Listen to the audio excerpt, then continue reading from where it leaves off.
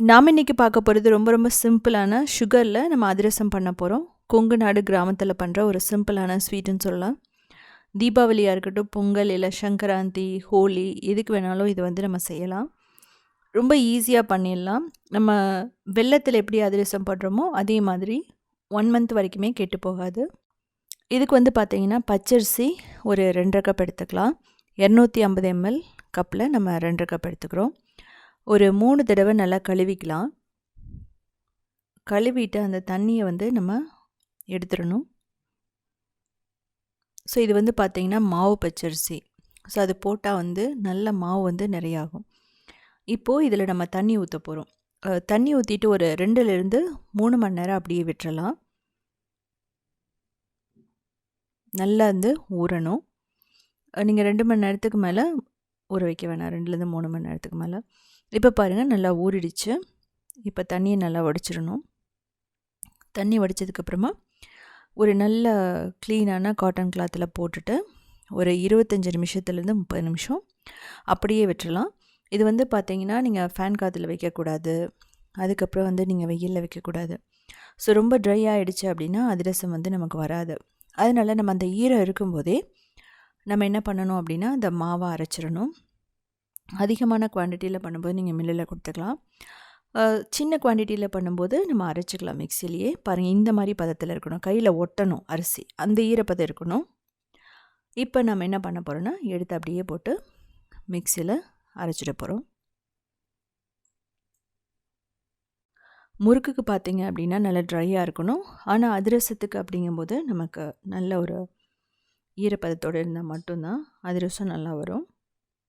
இந்த அதிரசத்தை வந்து பார்த்திங்கன்னா ரொம்ப ஃபைனாகவும் பண்ணலாம், இல்லை கரகரப்பாகவும் பண்ணலாம். ஸோ நம்ம வந்து அரைக்கிறத பொறுத்து. இதை வந்து நம்ம நல்லா அரைச்சிட்டு சலிக்கும் போது என்ன பண்ணணும் அப்படின்னா ஒரு பெரிய சல்லடை வச்சு சலிச்சிங்கன்னா பெரிய கண் உள்ளது நல்ல ஒரு கரகரப்பாக வரும். ஸோ இல்லை ஃபைனாக நீங்கள் வந்து பண்ணணும் அப்படிங்கும்போது நம்ம ஃபைனாக உள்ள இது மாதிரி நம்ம எடுத்துக்கலாம். அந்த சல்லடை உள்ளே இருக்கிற அந்த இது வந்து ரொம்ப ஃபைனாக இருக்கும். ஸோ 2 மெத்தட்லேயும் நீங்கள் பண்ணுங்கள். இதோட கொஞ்சம் பெருசாக இருக்கிறதுலையும் நம்ம பண்ணலாம். முதல்ல எல்லாம் சலித்து எடுத்துக்கலாம். ஸோ இந்த மாவு வந்து நீங்கள் சலித்ததுக்கப்புறம் திரும்ப வந்து மிக்சியில் போட்டு அரைச்சிட்டு திரும்ப சலிச்சுக்குங்க. ஸோ மொத்தமாக 2.5 கப் மாவும் வந்து நமக்கு தேவை. ஏன் அப்படின்னா நம்ம சுகர் சிரப்பெல்லாம் பண்ணும்போது நம்ம மாவு வேஸ்ட் பண்ணிட்டோம் அப்படின்னா இந்த இதை வந்து நீங்கள் கொட்டிடக்கூடாது. ஏன்னா இன்கேஸ் தேவைப்பட்டதுன்னா நம்ம மிக்ஸ் பண்ணுறதுக்கு நமக்கு தேவை. அதனால இது எந்த அளவுக்கு இருக்குதோ அந்த அளவுக்கு நம்ம என்ன பண்ணலாம் அப்படின்னா நல்லா வந்து அரைச்சி சலித்து எடுத்துக்கலாம்.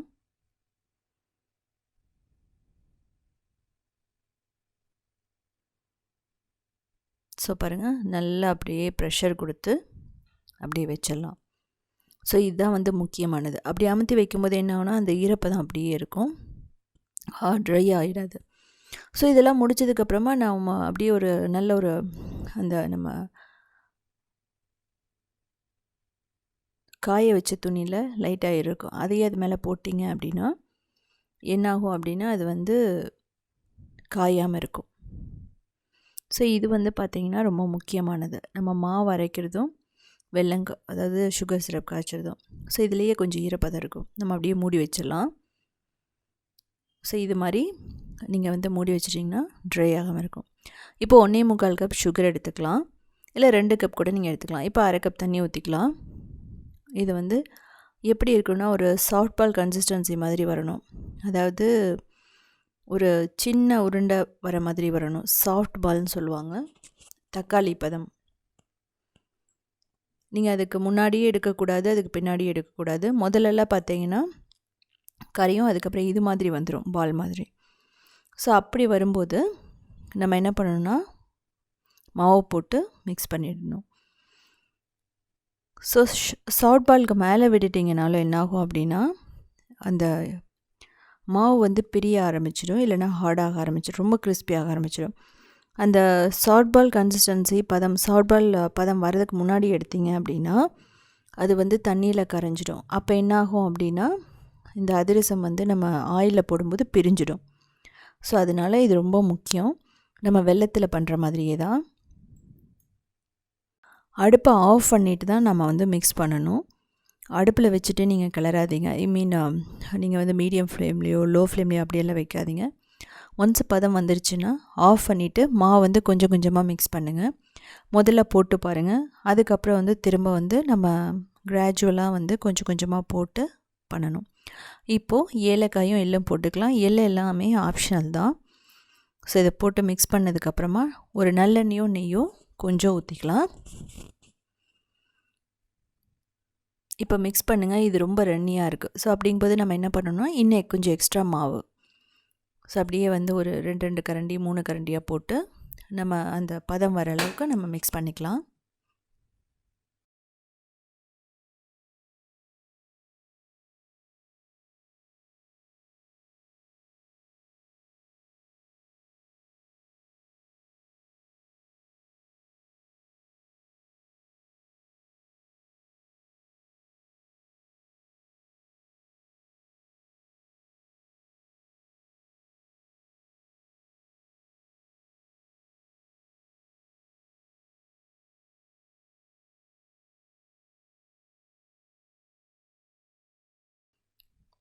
ஸோ பாருங்கள், நல்லா பிடிக்கிற பதம் வந்துடும்.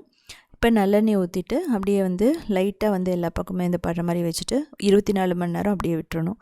இல்லை அப்படின்னா 2 நாள் விட்டிங்கன்னா நல்லா ஃபர்மெண்டேஷன் ஆகிடும். இப்போ பாருங்கள், நல்லா திக்காக இருக்குது. இப்போ எடுத்து உடனே சீடையாகவும் போடலாம். இல்லை அப்படின்னா நம்ம அதிரசமாகவும் போட்டு நம்ம வாழை இலையிலையோ இல்லை அப்படின்னா ஒரு நான்ஸ்டிக் ஷீட்டோ பிளாஸ்டிக் கவரில் வச்சோ நீங்கள் வந்து தட்டி நம்ம போட்டுடலாம். இது மாதிரி நல்ல டோ மாதிரி வர மாதிரி நீங்கள் பிசைஞ்சுக்கோங்க. பிசைஞ்சதுக்கப்புறம் நீங்கள் பண்ணுங்கள். ஸோ இந்த மாதிரி இருந்தால் மட்டும்தான் வரும். இதே சமயத்தில் ரொம்ப ரன்னியாக இருந்ததுன்னா ஈரமாவு போடலாம். அதாவது நம்ம திரும்ப ஊற வச்சு எதுக்கும் நீங்கள் வந்து தேவைப்பட்டதுன்னா முன்னாடியே ஒரு 2 மணி நேரம் பச்சரிசி ஊற வச்சு மாவு எடுத்து வச்சுக்கோங்க. உடனே வந்து எடுத்து வச்சு உடனே நீங்கள் போடுங்க. இதே வந்து ரொம்ப கெட்டியாக இருந்துச்சுன்னா என்ன பண்ணுங்கள் அப்படின்னா பால் இருக்கும், பாலை வந்து ஊற்றி நீங்கள் பண்ணலாம். ஒரு 3 டேபிள் ஸ்பூன் 4 டேபிள் ஸ்பூன் ஊற்றி இது மாதிரி டோ கொண்டு வந்துட்டு இது மாதிரி ஒரு ஷீட் மேலே வச்சு நம்ம வந்து திக்கான சர்க்கிளாக பண்ண, ரொம்ப தின்னாக பண்ணக்கூடாது. இப்படி பண்ணிவிட்டு ஆயிலில் போட்டு ஃப்ரை பண்ணி எடுத்துடணும். முதல்ல ஆயிலில் போடுறதுக்கு முன்னாடி என்ன பண்ணணும் அப்படின்னா செக் பண்ணணும் அது பிரியுதான்னு சொல்லிட்டு. முதல்ல கொஞ்சம் செக் பண்ணி பார்க்கலாம்.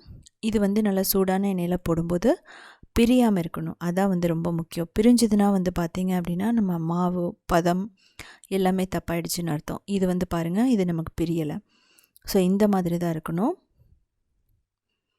வெல்லத்துக்கும் சுகருக்கும் எந்த வித்தியாசமே கிடையாது. ரெண்டுக்குமே வந்து ஒரே பதம்தான். நல்லா திருப்பி போட்டுட்டு நல்லா உப்பி வர மாதிரி வரும். அப்போ நல்லா கோல்டன் ப்ரௌன் ஆனதுக்கப்புறம் நம்ம எடுத்துடலாம். முதல்ல போடும்போது சூடான எண்ணெயில் போடணும், அப்போ தான் உப்பி வரும். அதுக்கப்புறம் மீடியம் டு ஹை வச்சுட்டு தான் நீங்கள் ஃப்ரை பண்ணணும். ரொம்ப லோவில் வச்சிங்கனாலும் என்ன ஆகும்னா ஆயிலை வந்து குடிக்க ஆரம்பிச்சிடும். ஸோ நமக்கு பாருங்கள், நல்ல ஒரு பூரி மாதிரி உப்பி நல்லா வெந்துடுச்சு. இதை எடுத்துகிட்டு என்ன பண்ணணுன்னா இதே மாதிரி பூந்தி கரண்டி மாதிரி இருக்கும், அதில் வந்து 2 கரண்டி எடுத்துக்கோங்க. 2 கரண்டிங்க வச்சுக்கோங்க. எக்ஸ்ட்ரா ஆயிலை நம்ம இதிலேயே பிழிஞ்சு விட்டுக்கலாம். ஸோ இது வந்து எக்ஸ்பீரியன்ஸ் இல்லாதவங்க நீங்கள் இதில் பிழிஞ்சு விட்டிங்கன்னா என்ன ஆகுனா எண்ணெயெல்லாம் தெளிக்க ஆரம்பிச்சிடும். ஸோ அதனால் நீங்கள் தனியாக கூட நீங்கள் பண்ணிக்கலாம். ஸோ இது வந்து பார்த்திங்க அப்படின்னா ரொம்ப ஈஸியாக பண்ணிடலாம். இப்படி வந்து 2 கரண்டியை வச்சு பண்ணும்போது ஈஸியாக எண்ணெய் எல்லாமே வந்துடும். இன்னொரு விஷயம் என்னென்னா, இது எக்ஸ்பீரியன்ஸாக இருந்தால் மட்டும்தான் இப்படி பண்ணுங்கள். ஸோ எக்ஸ்பீரியன்ஸாக இல்லைங்கும்போது கரண்டி வந்து என்ன ஆகுனா திரும்பிடும். அப்போ வந்து டக்குன்னு எண்ணெய் கொட்டுறதுக்கு சான்சஸ் இருக்குது. ஸோ இதே மாதிரியே ஒவ்வொன்றா போட்டுட்டு ஃப்ரை பண்ணி எடுங்க. ஸோ நீங்கள் 2 போட்டு ஃப்ரை பண்ணால் 2 3 போட்டால் இது ஒன்று மேலே வந்ததுக்கப்புறம் இன்னொன்று போட்டுட்டு அதுக்கப்புறம் வந்து திருப்பி போட்டு ஃப்ரை பண்ணி எடுக்கலாம்.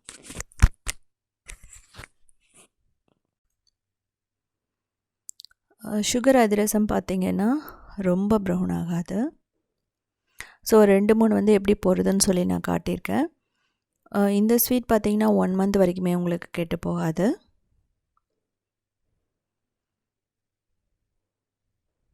நம்ம வெல்லத்துக்கு வந்து தண்ணியில் கரையாத மாதிரி அந்த வெல்லத்தோட பதம் பார்ப்போம்.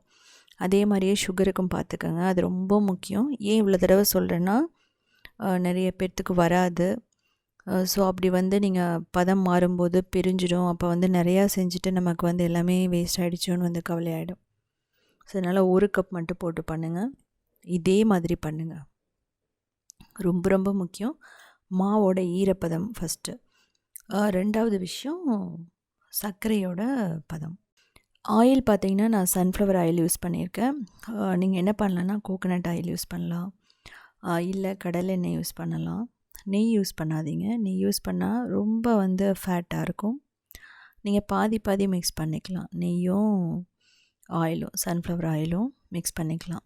இல்லை கடலெண்ணெயில் பிடிக்குன்னா நீங்கள் கடலெண்ணெயில் பண்ணிப்பார். ஸோ பாருங்கள் நமக்கு எந்த அளவுக்கு ஆயில் வருதுன்ட்டு. ஸோ நல்லா நமக்கு வந்துடுச்சு.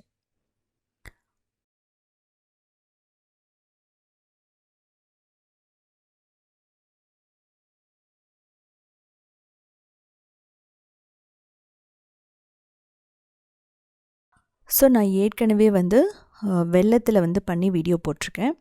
அதுக்கப்புறம் நீங்கள் சர்ச் பண்ணிங்கன்னா தெரியும் ஸ்டீம்டு சேனலில். பதம் இல்லாமல் பாகு பதம் இல்லாமல் எப்படி சிம்பிளாக அதிரசம் பண்ணுறது அந்த வீடியோ நான் போட்டிருக்கேன். நீங்கள் அதை போய் பார்த்து தெரிஞ்சுக்கோங்க. ப்ளேலிஸ்ட்டில் பார்த்தீங்கன்னா தெரியும், சர்ச் பண்ணிங்கன்னா. அது பார்த்திங்கன்னா அப்பலோன்னு சொல்லுவாங்க. ஸோ நமக்கு பதமெல்லாம் இல்லாமல் பண்ணுற ஒரு சிம்பிளான அதிரசம் மாதிரியே தான் இருக்கும். ஸோ நீங்கள் அது பிகினர்ஸாக இருக்கிறவங்க அதை செய்யலாம். ஸோ நீங்கள் செஞ்சு பார்த்துட்டு கமெண்ட் பண்ணுங்கள். இதே மாதிரி நிறைய ரெசிபீஸ் வேணும்னா ஸ்ட்ரீம்டு சேனலை பாருங்கள். க்ரியேட்டிவ் வேர்ல்டுன்னு சொல்லிட்டு இன்னொரு சேனலில் இருக்கும். அதில் 1800 ரெசிபீஸ் போட்டிருக்கோம். எல்லாமே சிம்பிளான ரெசிபீஸ், ட்ரெடிஷ்னலான ரெசிபீஸ், வில்லேஜில் எடுத்தது எல்லாமே இருக்கும். southindianfoods.inங்கிற வெப்சைட் இருக்குது. ஸோ 12 இயர்ஸாக ரன் பண்ணிகிட்ருக்கோம். அதில் கிட்டத்தட்ட 5000 ரெசிபீஸ்க்கு மேலே இருக்குது. நீங்கள் அதில் ஸ்டெப் பை ஸ்டெப் ஃபோட்டோஸும் பார்க்கலாம், அதுக்கப்புறம் வீடியோஸும் பார்க்கலாம். ஸோ உங்களுக்கு பிடிச்சிருந்தா சேனலை சப்ஸ்கிரைப் பண்ணுங்கள்.